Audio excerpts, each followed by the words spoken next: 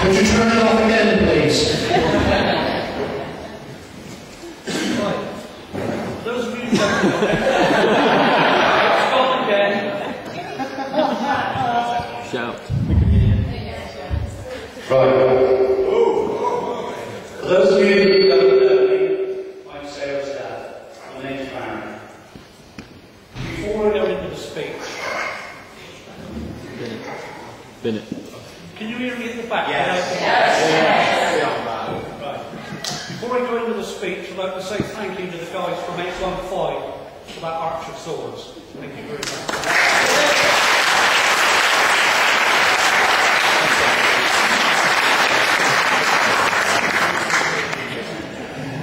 Now, firstly, I'd like to welcome you all here today. Thank you all. I know it's been difficult for some of you. You've come a long way with work commitments. So thank you very much. I hope you all enjoyed the service in our lovely church in Queen Town. I'd like to officially welcome Charlie to our family. Yeah.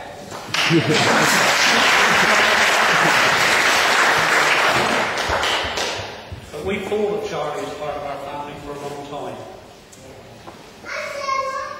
I'd like to thank Simon and Julie, Charlie's parents, for their help in this wedding. But the biggest thank you for the wedding goes to Sarah and Charlie. They worked really hard. Sarah has worked hard. He did too much. She would make a great wedding. Now I'd like to talk about Sarah and Charlie's names a moment. See, everybody's name has a meaning. The meaning of Sarah and Charlie's names are very appropriate today on their wedding day, but for very different reasons.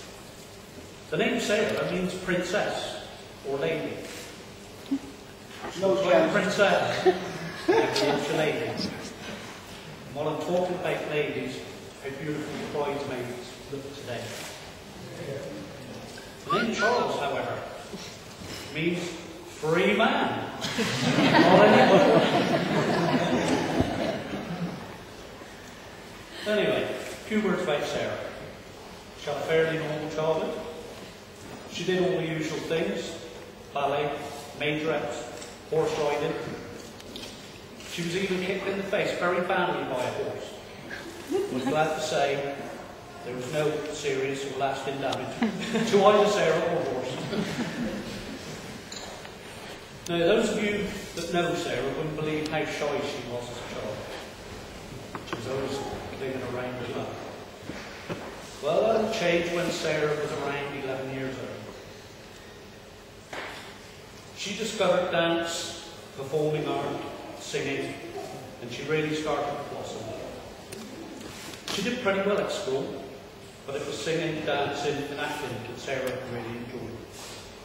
And we very often find Sarah in her bedroom, singing to her hairbrush, accompanied by Madonna or some other pop star. She left school, went to college, studied A-level.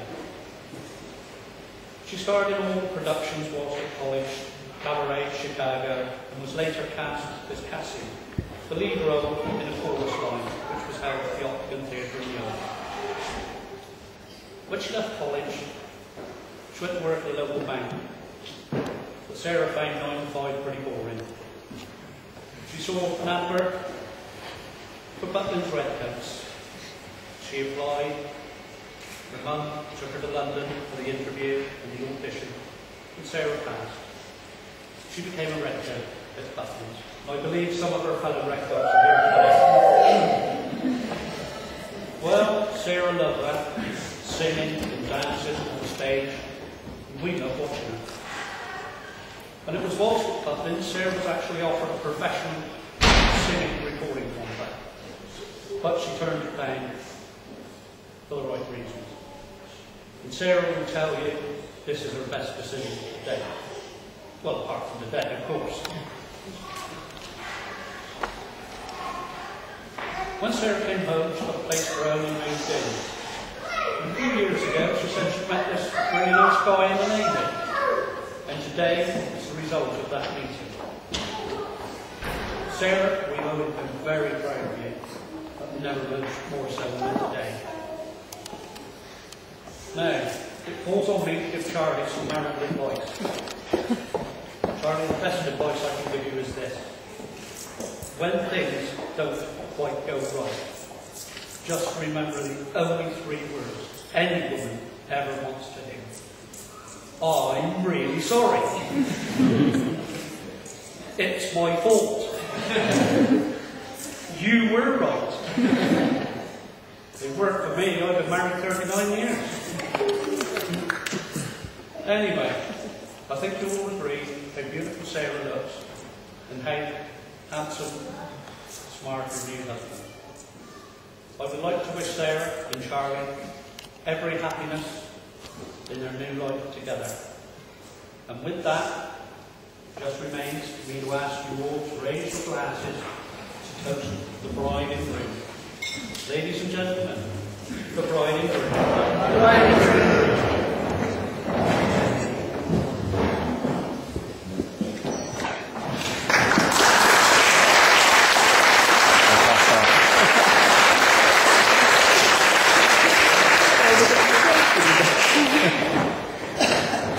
Really good.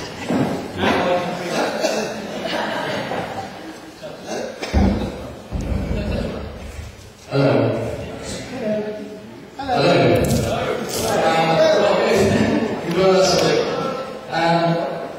Barry, thank you very much for your words, especially the advice you gave me, and also your kind words for myself and Sarah.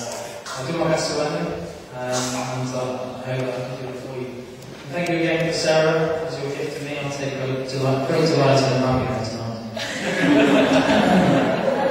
So good evening, ladies and gentlemen. Good evening, ladies and gents. I've been told by some other people that this is usually not the only moments in a man's life that he can be sat over beside his wife and his mother-in-law and not to be interrupted. So I may be there sometime. There are toasts and thanks in my speech, so can you please make sure your glass are fully charged throughout.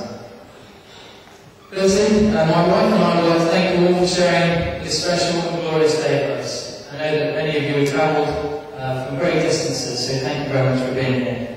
You will be very generous with your gifts, and may I continue to say how fantastic you all look today.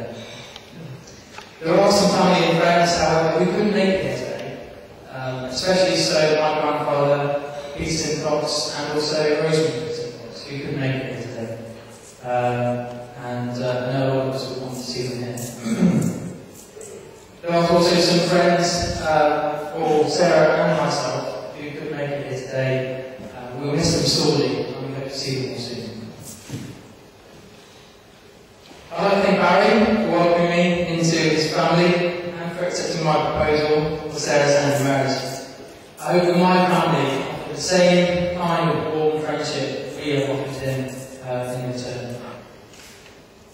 From the moment Sarah was born until this day, he loved, supported, and cared for her, guided her through most of life's hardships. And she has blossomed to be this wonderful woman who can sit beside me today, who I'm so proud and privileged to call my wife.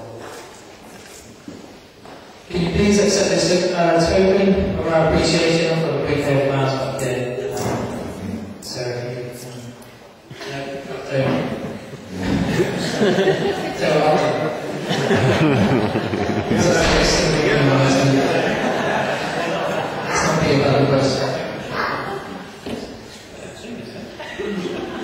So, before I get done with, can you please, ladies and gentlemen, standing, join me in this toast to the father and the mother of the bride. Father and mother of the bride. Thank you very much, Barry.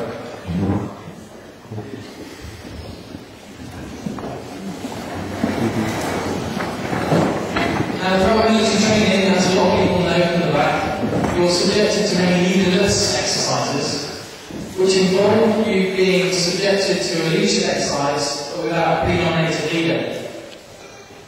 The first time I realised that I definitely wasn't in charge of organising sweating, because when I'm sat for the third time by my wife to be,